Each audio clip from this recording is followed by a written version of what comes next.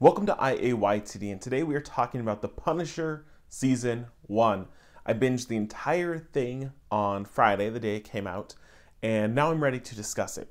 Is it the best Marvel Netflix show yet? It just might be. Here's what I love about The Punisher. Jon Bernthal is spectacular. The supporting cast is all really great. The Punisher Micro, who's kind of his sidekick, friend character, that duo is now my favorite pair kind of in the Marvel Netflix universe. So it's like Matt and Foggy, that's cool, put them aside. We got Frank and Micro now. The action choreography is great, and the camera is not a quick cut. You know, the editing's not cut like that. It's still, and you watch things happen, and it looks real. Sometimes that's hard to watch because this is a very violent show, but it totally works. Punisher is also set apart because it doesn't seem to have as much filler as the other shows have had. The other shows have had significant side stories that didn't matter. Like when Karen was, she's going to become a journalist, and we spent all this time with her doing that thing, and you're like, okay. Or the Meacham, the brother-sister, and you're like, I don't care about any of that. This has very little of that. In the very beginning, in the first handful of episodes, there is some that we're following kind of the CIA and Madani, who's kind of this agent who's looking into the whole thing, and she's trying to uncover some dirt.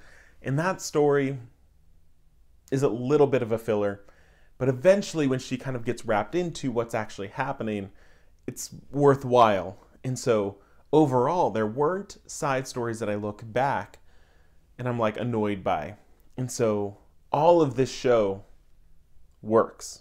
This also might be the first Netflix Marvel show that I've kind of cried during, because there's Micro, and he has a family and he hasn't seen them in a year. They think he's dead.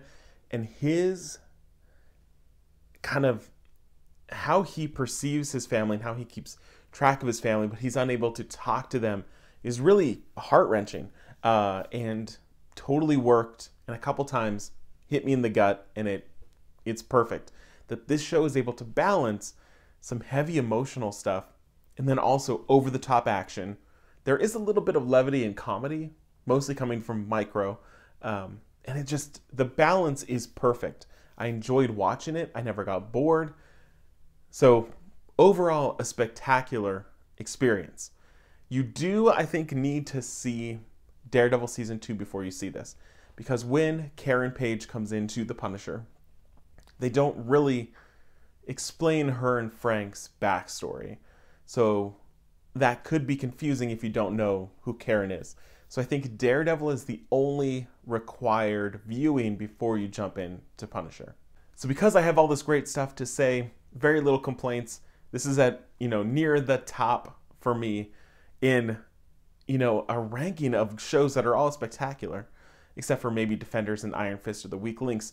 But Jessica Jones, Luke Cage, Daredevil have all been spectacular to me, and I would put Punisher right up there. So I'm going big, 5 out of 5.